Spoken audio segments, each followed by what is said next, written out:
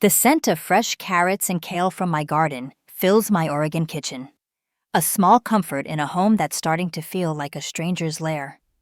I'm Ruth, 66, and my days revolve around tending my vegetables and savoring the quiet of retirement. But last week, while cleaning my bathroom, I noticed a tiny blinking light on one of the safety sensors my nephew Brian installed to prevent falls. My curiosity turned to horror when I pried it open and found a camera lens. I hired a tech expert, and the truth hit like a thunderbolt: hidden cameras, recording me. Someone in my family is invading my privacy. Who and why? Dallas, Oregon, is a town where orchards bloom and neighbors swap recipes at the farmer's market. My Victorian-style house, with its lush vegetable garden and charming wraparound porch, sits in the heart of town, its value soaring as developers eye our historic district. To the community, we're a close-knit family, me, a widow who shares tomatoes at the market, Helen, my 62-year-old sister, a former seamstress with a warm laugh, and Brian, her 30-year-old son, an IT technician whose tech-savvy charm wins trust. We look like a picture of small-town harmony, but beneath the surface, something's rotting. And those cameras are my first clue to a chilling betrayal. Helen and Brian moved in 2 years ago, after Helen's savings dwindled from a bad investment. I welcomed them, eager to have my sister close. And Brian's offer to install safety sensors seemed thoughtful, especially after my recent hip surgery. Helen praised his initiative, saying they'd alert us if I fell in the shower. I trusted them, grateful for their concern, letting Brian wire the bathroom with small and sleek devices.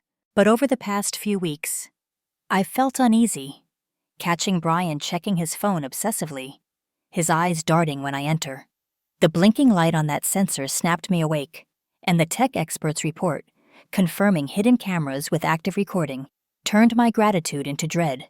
I sit at my kitchen table, the dismantled sensor in my hand, its tiny lens glinting like a malevolent eye. My fingers tremble as I recall Brian's earnest explanation of the sensors, Helen's gentle nod of approval as he installed them. Brian's an IT expert, with skills to hide such devices, but why would he violate me? My house, now worth a fortune, could be a motive, or perhaps my savings, built over decades. But Helen, my sister who used to help me plant beans, could she know the thought of her complicity? A betrayal woven with possible infidelity. Feels like a vine strangling my heart, stealing my breath. I step into my garden, the cool night air soothing my racing thoughts, the rustle of kale leaves grounding me. These vegetables, carrots, lettuce, beets, are my pride. Each row nurtured through Oregon's rainy seasons with care, much like the family I've tried to shelter. But now I see weeds where I saw growth. I think of Mrs. Gladys Larson, who buys my zucchini at the market. Last month, she leaned close and said, "Ruth, watch that nephew." Tech boys like Brian always have schemes. I smiled, dismissing it, but her words echo now. And Helen, always fussing over Brian, has been anxious, her eyes avoiding mine when he mentions the sensors. What did I miss to make them turn? The tech report, tucked in my recipe box, is a silent alarm. I could confront them now, demand answers, but my instincts urge caution. If Brian's recording me, and Helen's involved, they're banking on my trust, expecting me to remain the doting aunt, the trusting widow. The cameras suggest a plan, perhaps to blackmail me, to claim my house, or something darker. I think of my late husband's inheritance, a modest fund I've saved, and this house, a developer's prize. Are they after that? I won't let them win without a struggle. Tomorrow, I'll keep playing the frail aunt, watching their every move, gathering evidence to unearth the truth behind their care. I linger among my beets, their earthy scent anchoring me in this moment of clarity. I've always been the caretaker, the one who nurtures. But now I'm the one who must defend. The blinking light wasn't a glitch, it's a signal, A threat from someone I love.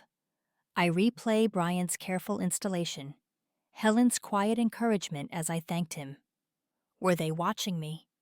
Plotting their next step? I'm not ready to challenge them yet. But I'm alert, my senses sharp. This garden, this home, is my life's work, and I'll fight to protect it, no matter how deep their betrayal runs. I turn to you now, because I know you felt this. That moment when the ones you trust most seem to hide eyes in your private spaces. Have you ever questioned the safety they swear to provide? I'm just a woman from a small Oregon town. But I'm ready to uncover the truth. No matter how bitter it is, let me know where you're watching from today. And if you're new here, don't forget to like this video and subscribe to join our growing community. We're in this together, and trust me, this story is just beginning to take root. The morning sun bathes my Dallas, Oregon, garden in golden light, but the vibrant greens of my kale and carrots can't dispel the shadow of betrayal creeping through my home.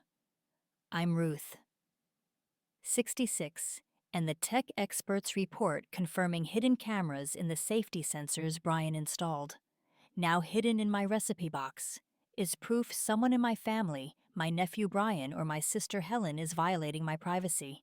Their warm smiles and cautious glances tell me they're watching for doubt, so I can't confront them yet. I've spent years tending my vegetables, spotting pests before they destroy, and now I'll use that vigilance to uncover their plan. I sip my coffee, avoiding Brian's tech talk, and start with subtle steps. Brian's in the living room, tinkering with his laptop, his IT technician's focus intense. I watch him, noting how he closes the screen when I enter. His grin too quick. Everything okay? Aunt Ruth, he asks, mentioning the sensors updates. I nod, citing a headache, and see a flicker of unease in his eyes. Helen shuffles in, her seamstress's hands fidgeting, her cheer forced. I'm off to the craft store, she says, grabbing her purse and rushing out. Her haste feels like a lead, and I decide to dig into Brian's secrets first, then follow Helen to see what she's concealing. When the house is empty, Brian at his IT job, Helen on her errand, I slip into Brian's room. It feels wrong, invading my nephew's space, but the camera's intrusion outweighs my guilt. His desk is cluttered with tech gadgets, but under a pile of manuals, I find a locked external hard drive, its cable suspiciously warm. My hands tremble as I pocket it, then notice a receipt for a coffee shop in Salem, dated last week, for 2 at the Beanery, a cozy spot unfit for work meetings. I snap photos of the receipt, my mind racing. Is Brian meeting someone? Using the cameras for more than safety? The hard drive might hold answers. I'm about to search more when I hear Brian's car in the driveway. Home early. I replace the receipt and slip into the hall, pretending to water plants. He's distracted, muttering about a server crash. But I notice a new app on his phone. Its icon, a camera. That night, I connect the hard drive to my old laptop, finding password-protected files. But one folder is accessible screenshots of emails to VT, with phrases like she's unaware and house deal soon. My stomach twists. Vanessa. Perhaps? Is this about my house? I save the screenshots, my resolve hardening. Brian's hiding something. But where does Helen fit in? I decide to follow Helen, to see what her craft store runs involve. The next day, I drive to Dallas's town square, parking across from the Rolling Pin Bakery, where I spot her car. Helen's inside, not at the craft store, sitting with a woman I recognize, Vanessa Thorpe, a real estate agent who once pitched selling my house. They talk closely. Helen's face tense, and I snap photos with my phone, my hands unsteady. Why is Helen meeting a realtor I call my friend Clara, a tech consultant who verified the cameras? And describe the woman. Clara's voice drops. Vanessa's been cozy with Brian at tech meetups, always whispering, "Be careful." Ruth, The connection Brian, Vanessa, Helen, and my house feels like a web tightening. That afternoon, I plant a small digital recorder in the kitchen, hidden behind a jar of dried basil. While they sleep, I retrieve it, listening in my garden under the moonlight. The recording captures Brian's voice. Low and urgent, Vanessa's got the buyer lined up. But Helen's nervous. The cameras need to stay active. Helen's reply shocks me. They're just for safety. Right? She's fine. My knees weaken. Helen's complicity, even if naive, confirms they're using the cameras to monitor me, likely to ensure I don't interfere with a house sale. The buyer's involvement suggests a deal, and the cameras are their tool. Back home, I keep up appearances, harvesting carrots while Brian updates his laptop and Helen knits. But my eyes catch every detail Brian's glance at his phone when I use the bathroom. Helen's flinch when I mention the sensors. Their silent exchange feels like confirmation. Later, I check the bathroom, finding another sensor with a faint red light, which I disable with Clara's guidance. I send its serial number to her for tracking. My heart heavy. The emails, the receipt, the recording, they're building a picture of betrayal. But Helen's role breaks me. I think of her as my sister, sharing market days with me, her laughter warm. Now, she's part of something invasive, and I need to know how deep it goes.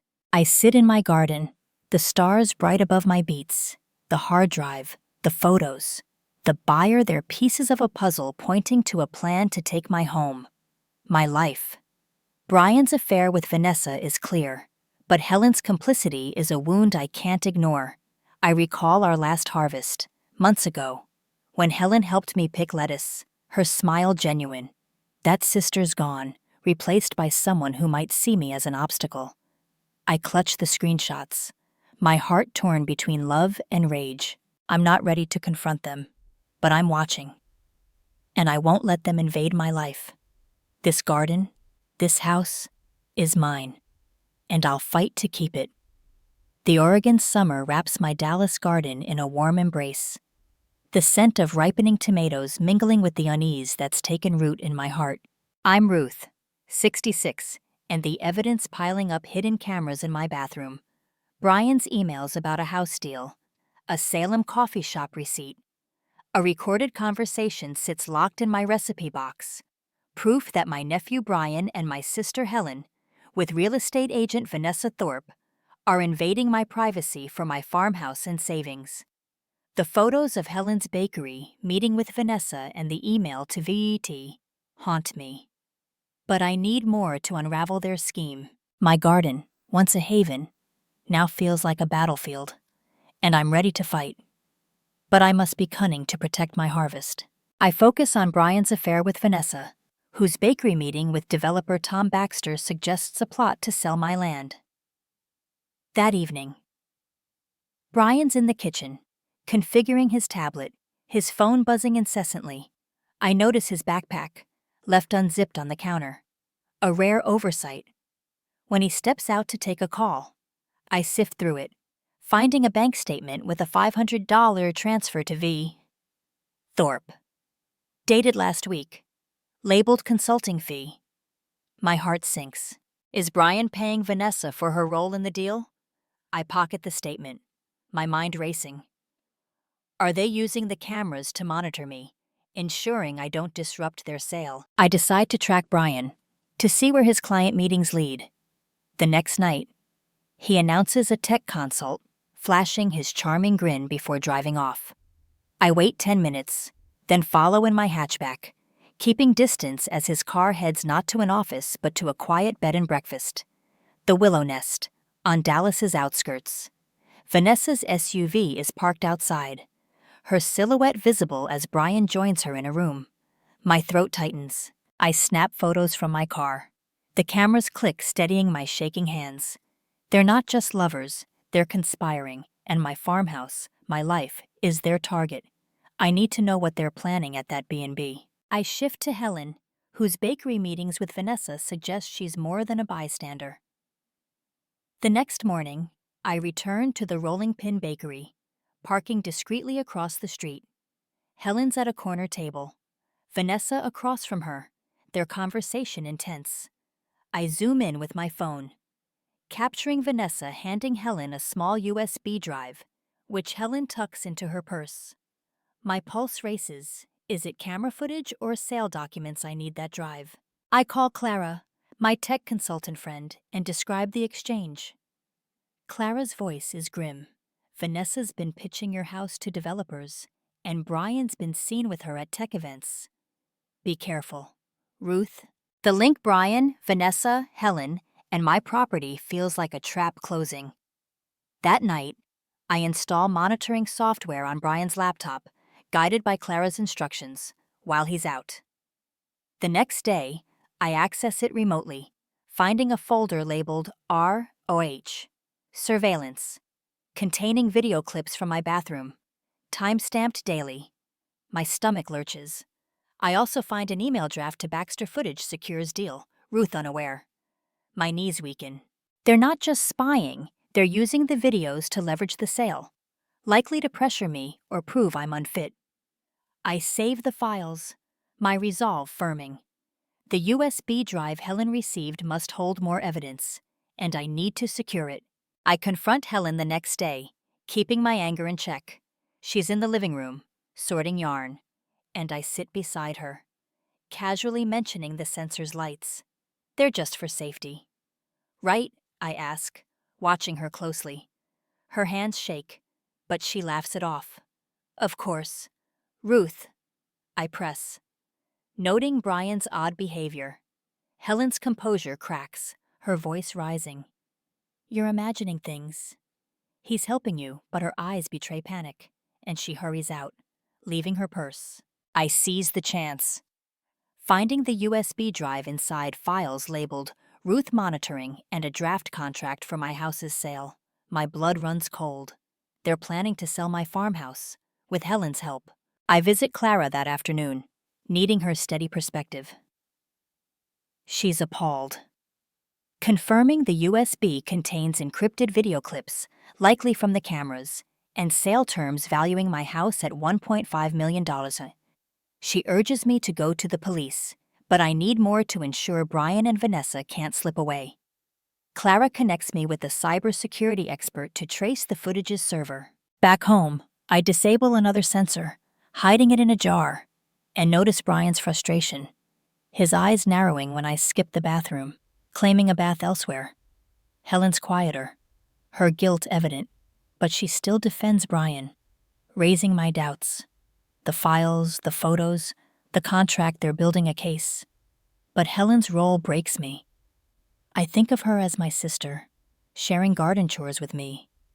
Now, she's part of an invasive plot, and I need to know how deep it goes.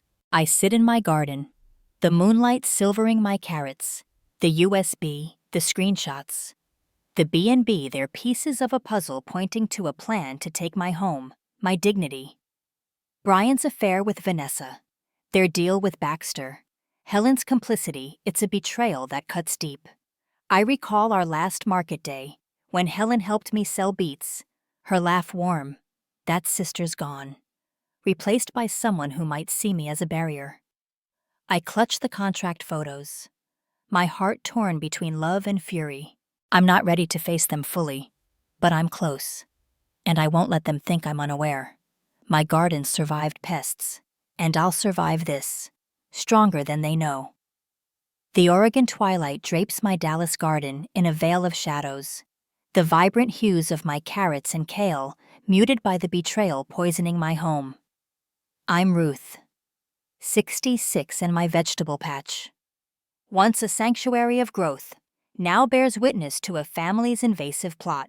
The evidence hidden cameras in my bathroom, Brian's emails, a bank statement with payments to Vanessa, a recorded conversation, and a USB drive with a sale contract sits locked in my recipe box.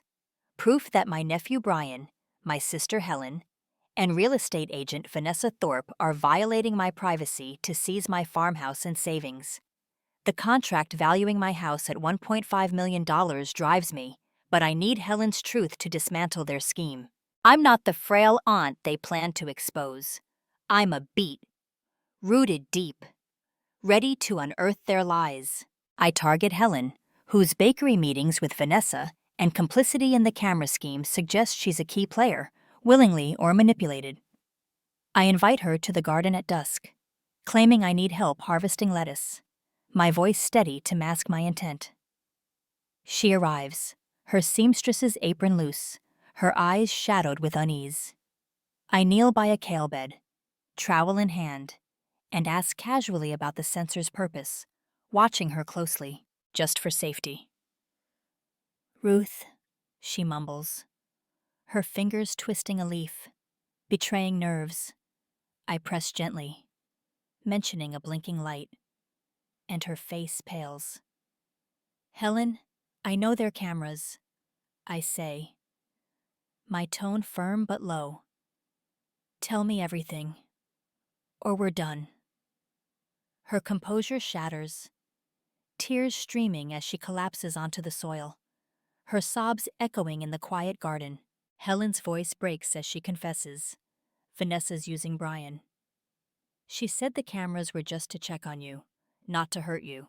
She reveals Brian's affair with Vanessa, who exploited Helen's fear of losing her son to involve her in the plan, claiming they needed the house to secure Brian's future.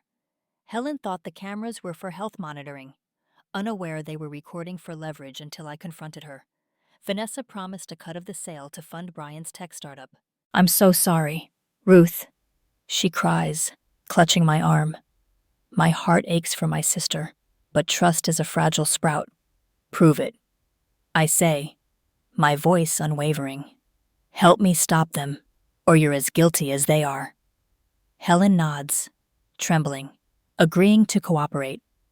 But I question whether her remorse is genuine or a desperate plea to save herself. I deepen my investigation, needing more to trap Brian and Vanessa. I plant another recorder in the living room, hidden in a potted fern, its leaves concealing my secret. Late that night, I listen in my garden, the moonlight silvering my tomatoes. The recording captures Brian and Vanessa, her voice sharp through a phone call, Helen's wavering. We need to push the sale now. The footage is our leverage. Brian's reply chills me. The cameras are still live. She's clueless. Baxter's ready to sign. My knees buckle, the betrayal cutting deeper. They're using the videos to pressure me, likely to force a sale or prove I'm unfit, with Helen as their reluctant accomplice. Her confession gives me leverage, but I need to ensure she won't falter under Brian's influence or Vanessa's manipulation. I meet Clara the next morning, needing her steady perspective to anchor my resolve.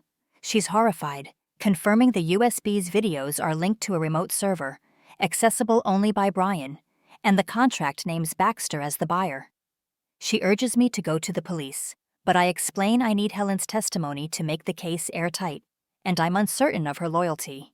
Clara connects me with a cybersecurity expert to hack the server and retrieve the footage. Back home, I disable another camera, hiding it in a jar, and notice Brian's agitation, his eyes narrowing when I avoid the bathroom, claiming I'm using a neighbor's. Helen's subdued, her guilt evident in her hunched posture. But she still calls Brian sweetie, raising my doubts. The contract, the photos, the recordings. They're a net closing around them, but Helen's allegiance is my weakest link. I tail Vanessa to a real estate office in Dallas, parking discreetly across the street, my heart pounding. She's meeting Baxter, gesturing with a folder likely containing sale documents for my house. I snap photos, my hands steady despite the rage inside. Overhearing her mention closing next week, I feel a surge of urgency. Back home. I search Brian's room again, finding a hidden notebook with login details for the camera server. I send them to Clara's expert, who confirms the footage is stored externally, accessible to Vanessa. The cameras, the affair. Helen's role, it's a calculated strike to steal my home, my dignity. I think of Helen at our last harvest, helping me pick beans, her smile warm. Her garden tears suggest remorse, but I need her to prove it beyond words. I confront Helen again, privately in the kitchen, showing her the server login details. This is their plan, I say, my voice low but sharp. You're either with me to stop them, or you're with them, exposing me. She sobs, swearing she'll help, offering to retrieve Vanessa's emails from Brian's laptop. I agree, but my trust is a thin thread. I sit in my garden, the stars twinkling above my kale, their resilience mirroring my own. The notebook, the photos, the recordings, they're my arsenal. But Helen's cooperation is a gamble I must take. Brian's affair, Vanessa's greed. Helen's complicity, it's a betrayal that cuts to my core. Mrs. Larson's warning about Brian was a lifeline, guiding me through this storm. I'm close to ending their scheme. But I need Helen to hold firm, and I'll summon every ounce of cunning to face Brian and Vanessa without losing her or myself. The Oregon night enfolds my Dallas garden in a quiet hush. The stars above my kale, a faint beacon against the betrayal invading my home. I'm Ruth, 66 in my vegetable patch. Once a cradle of growth, now stands witness to a family's violation. The evidence hidden cameras in my bathroom, Brian's emails, a bank statement, a recorded conversation, a USB drive with a sale contract, and Helen's confession sits locked in my recipe box. Proof that my nephew Brian, my sister Helen, and real estate agent Vanessa Thorpe plotted to exploit my privacy for my farmhouse and savings. Helen's tearful vow in the garden to help stop them is my edge, but I must act swiftly to end their scheme. I'm not the frail aunt they plan to expose. I'm a carrot, rooted deep, ready to reclaim my dignity. I arrange a dinner at my home, inviting Brian, Helen, and Vanessa, framing it as a house maintenance discussion to lower their guard. The dining room, with its walnut table and vase of fresh beets, becomes a courtroom under the chandelier's soft glow. Helen sits tensely, her eyes flicking to me, her role as my ally fragile but pivotal. Brian sips cider, his IT technician's confidence strained, unaware of my trap. Vanessa, posing as a property consultant, exudes poise, oblivious to my knowledge. I've invited Clara's friend, Ellen, a privacy lawyer, who sits quietly, her presence a legal anchor. I serve pot roast, steering the conversation to home security, noting Vanessa's eager nod. My heart pounds, but my resolve is unshakable. Halfway through, I place the dismantled camera on the table. Brian, what's this, I ask, my gaze piercing. Brian's glass clinks, his face paling. Just a sensor. Aunt Ruth, he stammers, his voice unsteady. I produce the tech report. My tone calm but razor sharp. It's a camera. Brian, I had it analyzed. Helen gasps. Her distress rehearsed, and Vanessa's smile falters. I play the living room recording. Brian's voice clear. The cameras are still live. She's clueless. Vanessa's recorded push for the sale echoes, and the room grows heavy. You spied on me, I say, turning to Helen. But you're not alone. I reveal the USB drive's contract, valuing my house at $1.5 million and emails to Baxter about leverage. Vanessa interrupts, accusing Helen. But I nod to Ellen, who presents a legal affidavit. I've secured my assets, I declare, my voice steady. The server footage is with my lawyer, ready for a privacy lawsuit. Helen, as planned, speaks, her voice cracking. Vanessa used Brian. She said the cameras were for safety, not spying her confession. Sealed in our garden, turns Vanessa ashen. Brian lunges at Helen, shouting, You betrayed us, but Ellen intervenes, citing invasion of privacy and fraud, her legal weight a quiet thunder.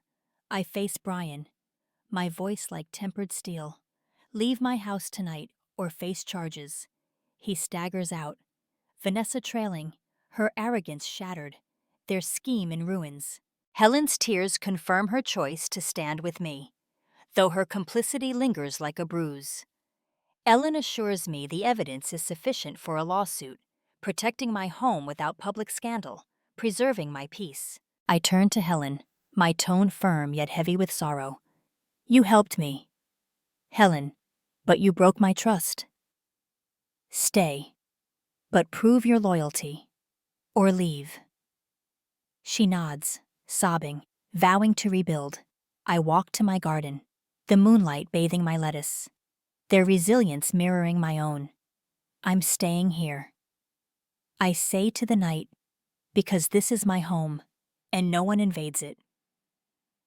I've transformed my farmhouse into a community gardening center, teaching locals to grow vegetables, a symbol of my strength.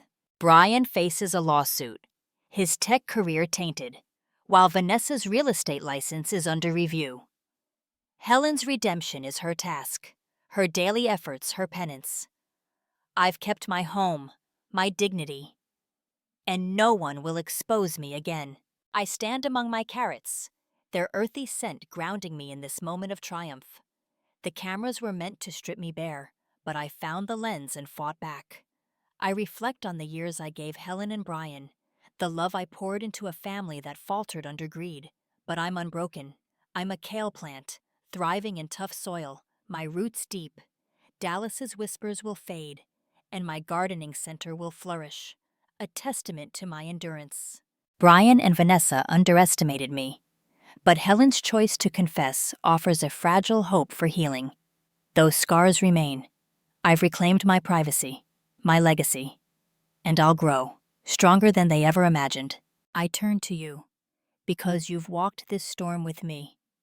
Betrayal from those you cherish wounds deeply, but it doesn't have to define you. I saw the blinking light and stood tall, and you can too.